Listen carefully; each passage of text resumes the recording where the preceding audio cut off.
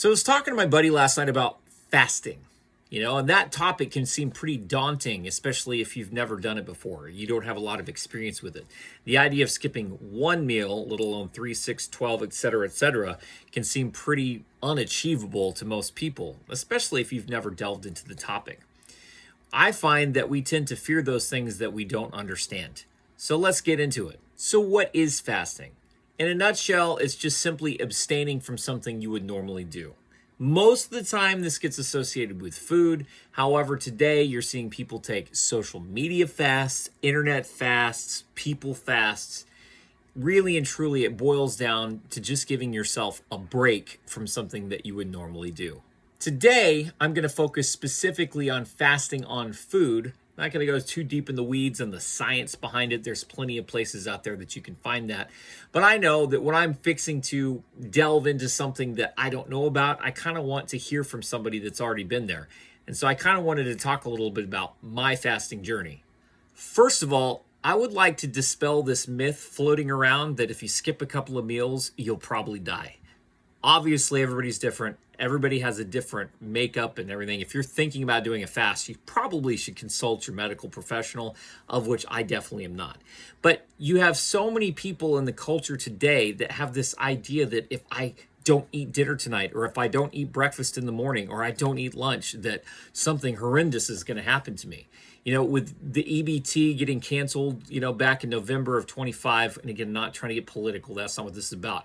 You just saw an enormous influx of videos and people coming out saying, oh my gosh, I'm going to starve to death, when in reality, most of us, myself included, can afford to skip a meal or 2 or 3. In fact, in 1966, a man by the name of Angus Barbieri survived on water, tea, coffee, soda, and vitamins for 382 days. And he lost a whopping 275 pounds. That's a lot of weight. And some people fast exclusively to go through and to shed a couple of pounds. On average, I find if I fast for a week, I'll lose anywhere from 10 to 15 pounds. Again, for me, that's going to be different for everyone.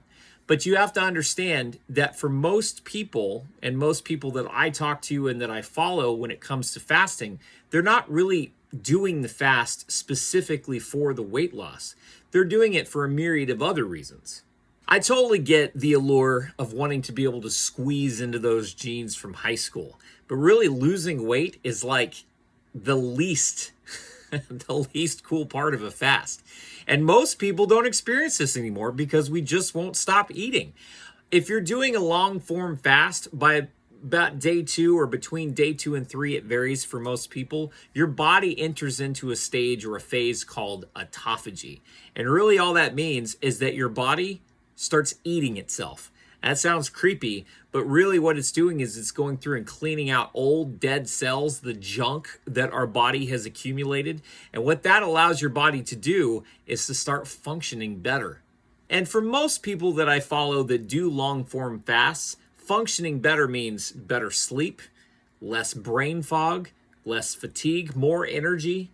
Fasting really gives your body the opportunity to get back to where it should be in the first place. So let me get this straight. I get to lose weight, I get more energy, get to get rid of this brain fog, fatigue, I get to sleep better. This sounds great. All I have to do is just not eat? Well, it's easier said than done.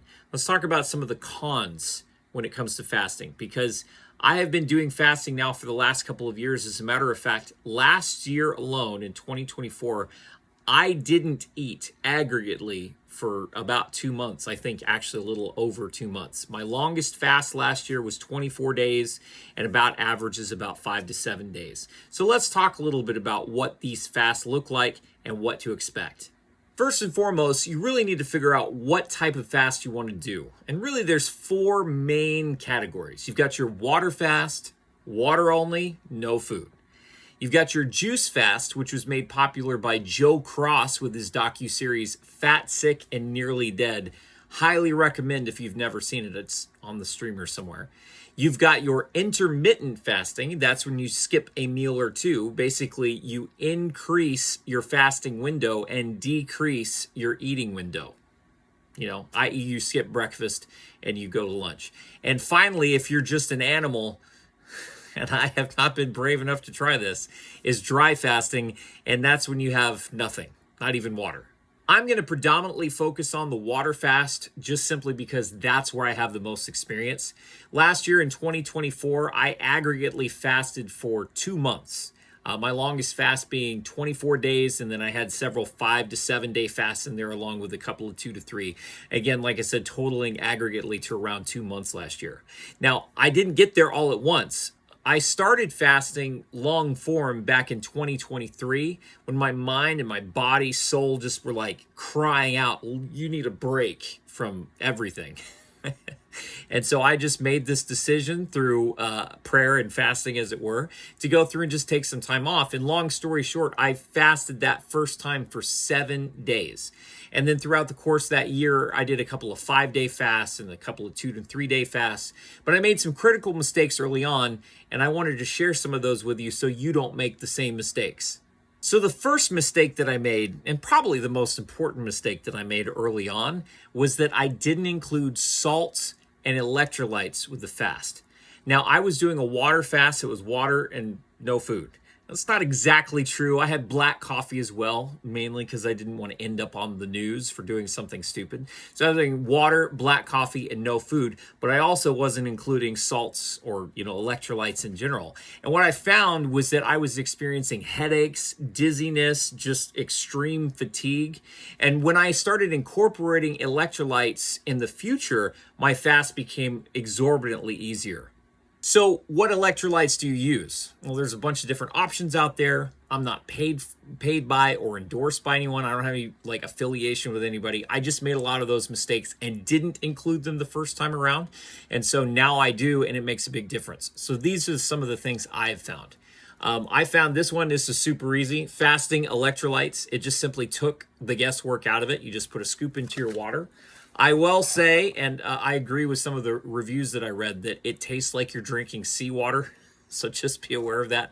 But it's like, the electrolytes are more important, and not feeling terrible is more important. So the other thing I like to have are sea salts, some good Celtic sea salt. I just put a pinch on my tongue when I'm going through and doing the fasting. That also helps to kind of keep those electrolytes and salts in order. And then if you just hate the taste of salt, they've got capsules that you can take. And again, I think I found all of these on Amazon, if I remember. You can probably also find them in your health food store or at the grocery store. So the second mistake that I made was underestimating the detox symptoms. I got into the fast to feel better, but now after a couple of days, I feel worse. What's going on? Well, remember, between days 2 and 3, your body enters into autophagy, where your body starts breaking down dead and dying cells, removing toxins, parasites, breaking them all down, throwing them into your lymphatic system and into your digestive system to get them out of your body. Now, for me, I experienced detox symptoms as headache. I also experienced it as low-grade fevers, body aches, chills, kind of the flu. If you Google the symptoms, you'll see that there's a bunch of different varieties, and that's going to be dependent on what your body is actually doing. What is it breaking down? But that is definitely something that you need to be aware of. Now, I will say this. After I started long-form fasting, the further that I went, later in that year and all of last year, my detox symptoms were relatively low, because once your body has gone through and really undertaken that initial phase of detox, you kind of maintain it as long as you stay up with it. So each subsequent fast becomes a little easier. The third mistake that I made, and I guess this is kind of subjective, and it was made under good pretenses, as I took a week off of work when I did my first 7-day fast. Now, the reason that I did that is because I've been watching a lot of videos from a man by the name of Loren Lockman. Amazing guy. He owns a fasting retreat in Costa Rica called the Tanglewood Wellness Center. And I hope and pray that I get an opportunity to go there someday. What better way to live out a fast than on the beach in a beautiful tropical climate? But he suggests and puts forth that in order for your body to fully get into that healing and restoration mode, you need to completely shut down and just let your body have access to all of the energy that you have. And that I completely agree with. But in modern society today, it's really not practical and really not feasible for most people. Last year, whenever I did my 24-day fast, I didn't have enough time to take off of work that long. So I had to basically continue on. Now, I will say this just so that you're aware, your energy levels will certainly be less than they are. That is to be expected. You're going to find that you don't have as much cognitive drive. So if you work in an environment to where you have a lot of ones and zeros that you have to keep tabs of, this may be one of those things where you do need to take that time off. But what I found, this is just me personally, you will have your own experience. I found that I was still able to go through and to function, maybe a little bit slower than I normally would have, but I was still able to function and get my job done at the same time continuing my fast. So that's just one of those things that you'll have to kind of feel out on your own, whether or not you want to do it or not. So the fourth mistake that I made, and this is a big one, how to break the fast. Okay. Remember, you haven't eaten in a couple of days. So you're starving. You're ready to get out of this thing. And look, if you haven't eaten in 2 to 3 days, it's probably not as big of a deal. You still want to go slow. But again, it's not going to be as big of a deal because your body still has, it hasn't been out of commission for so long. It still remembers the digesting. Again, I'm not a doctor. I'm just telling you my experience. But when you get to that 5-day point and beyond, it becomes incredibly more critical how you break that fast. Okay, and going slow is just the name of the game. Okay, again, you can Google how do you break a fast. Lots of protocols out there on how to do it. And a lot of people will tell you have fruits or have broths. What I will tell you, and this is just my own experience, I'm not a doctor. I can't give you the science behind it, but I've done it both with like melons, watery fruits, watermelons, cantaloupes, honeydews, things like that. And I've done it without it, with just like bone broths, for example. And what I can tell you is that breaking with sugar, i.e. the watermelon, the cantaloupe, things like that, my body tends to react and get kind of a jolt. You end up coming on, but I also notice some kind of intestinal discomfort with those types of areas. The other tendency is that once you start eating, you don't want to stop eating.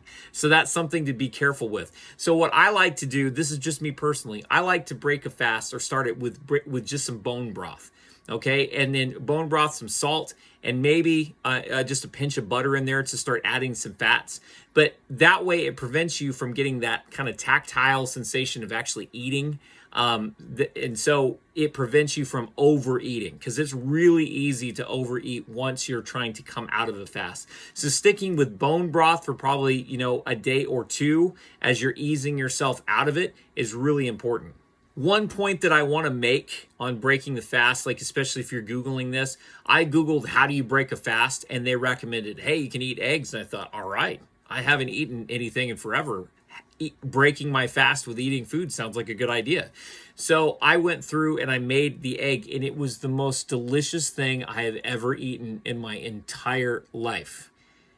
And so I couldn't have just one. I made more than one, and I paid for it dearly. So the thing I would suggest is, even though you'll see some of that kind of stuff out there, going through and eating eggs is probably not that good of an idea. At least it wasn't for me. Maybe it will be for you. So what I like to do is when I break a fast on day one, I like to have a good bone broth with a little salt and butter. And I'll do that for the first day. On the second day, I'll continue with my bone broth. And then I'll introduce kind of more watery fruits like your melons, like your watermelon, cantaloupe, honeydew, things like that on day 2. And then on day 3, I'll find that I'll introduce some eggs and have a couple of them. But you really have to pace yourself, because once you start eating, you never want to stop. But you really have to pace yourself. And usually if you allow for about 2 to 3 days of coming off the fast, and you kind of slowly walk it back in, you should be okay. And fasting can be scary or intimidating if you've never done it before, but I assure you it's not complicated. It can definitely be hard, but it certainly gets easier the more that you do it. And if you're interested in starting, I'd encourage you to do something like intermittent fasting, where you skip breakfast and then skip breakfast and lunch, and then OMAD, 1 meal a day. If you're going to be doing a longer form fast, again, I'm not a medical professional, so I'd encourage you to check with your doctor, make sure everything's copacetic. But it's definitely one of those things that I would encourage you to think more about, because the benefits are amazing. One of the benefits that doesn't get discussed very often, and I'll leave you with this, is the mental clarity. I've gotten way more mentally and spiritually out of fasting than I have physically. You know, there's something about going through and putting your body on notice, denying the flesh, saying, no, we're not giving into that indulgence. No, we're not going to go through and to give into those cravings. We're going to focus on letting our body rest and reset itself. There's this weird shift or juxtaposition of power from the body and back to the mind that is amazing. And you know, fasting is all throughout the Bible. Jesus didn't start his ministry until after he had gone and fasted and tested himself for 40 days in the desert. And as a matter of fact, in the book of Matthew chapter 6, it doesn't say if you fast, it says when you fast. So at the end of the day, fasting is one of those things that has been understood as something that we just do. Well, hopefully you got something out of this and you get to see the layman's approach to fasting. It has definitely been one of those things that has greatly enriched my life, and I will be continuing to fast throughout the rest of my life.